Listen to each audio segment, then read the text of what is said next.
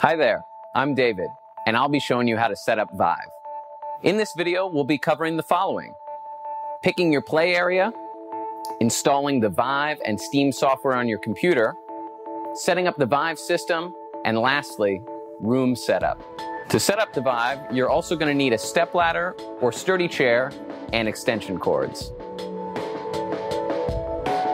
Okay, so first, picking your play area. VR can be explored seated, standing, or moving around in the space. Vive was designed for room scale, yet it can accommodate most spaces. The important thing is to choose a place that works best for you. Here are a few ways you could configure your play area. Again, it needs to work for you and the space you have available. Also, you'll need to consider the mounting and placement of the base stations in your play area. We recommend that they be mounted to your walls using the included brackets and placed in opposite corners. The combined field of view needs to cover your entire play area, so we recommend that they're placed no further than 16.4 feet or 5 meters apart. If mounting isn't an option, you can use a stable and sturdy tripod, or you can clamp them to bookshelves as an alternative. Next, you're going to want to clear the space of any furniture or other objects, including pets, that could get in the way of your VR experience. Then, position the computer just outside the play area.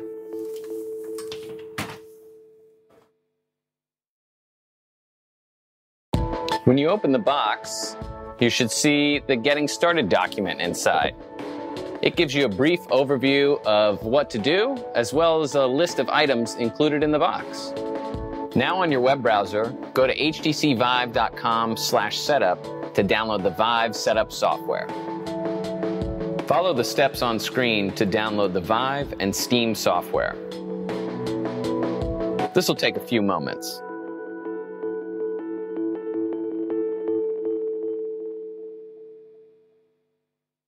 Now we're going to mount the Vive base stations. Take out the 2 base stations and power adapters and mounting brackets.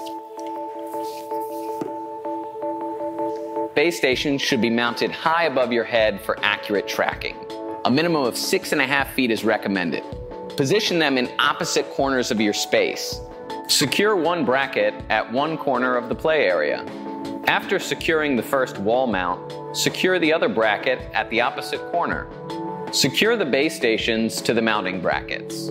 Do not screw the base station all the way in, only enough to be stable and oriented correctly. Then, tighten the wing nut to the base station to secure it in place. Loosen the clamp.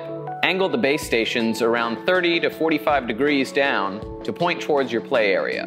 Make sure it has an unobstructed view of the other base station. Fix the angle of the base station by tightening the cap back in. Connect the power cable to the base stations and remove the protective films. Plug in the power adapters to a power source. The base stations automatically turn on, and you should see the status light as green.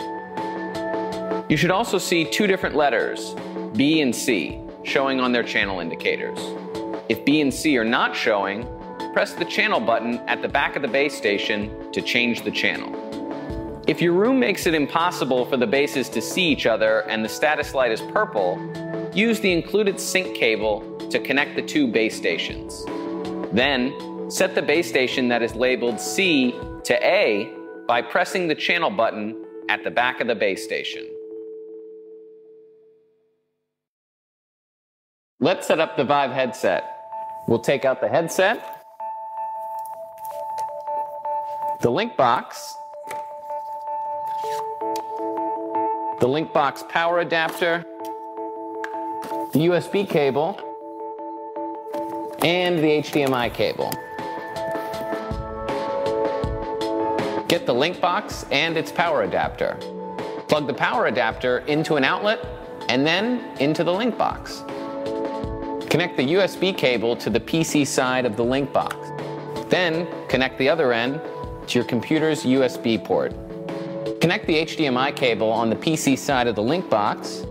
Then connect the other end to the HDMI port of your computer's graphics card.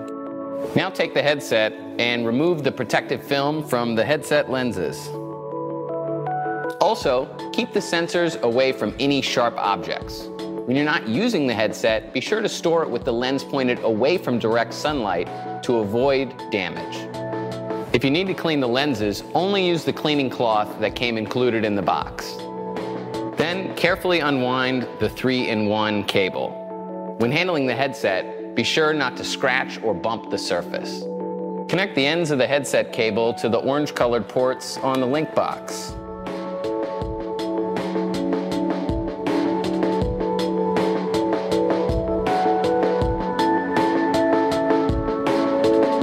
Let's set up the Vive controllers.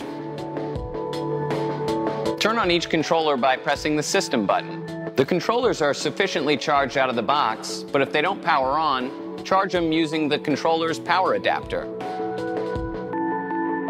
It's time to define the boundaries of your play area using the Steam VR's setup.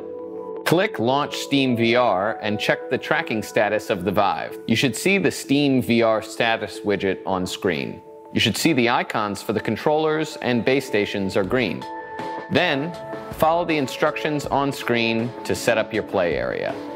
If you've selected a small play area or want to just play standing or seated, choose standing only. Otherwise, select room scale. Make sure your play area is cleared. You want to double check that the headset and controllers are still being tracked. This step will help you define your play area. So grab a controller, point it at the monitor, and press the trigger. Now we need to let the system know where the ground is. Place the controllers on the ground, and then click Calibrate Floor. You can watch the animation to give you a hint, but we will be basically tracing along the perimeter of your cleared play area. Don't trace over any furniture or obstacles, as they can get in the way during play.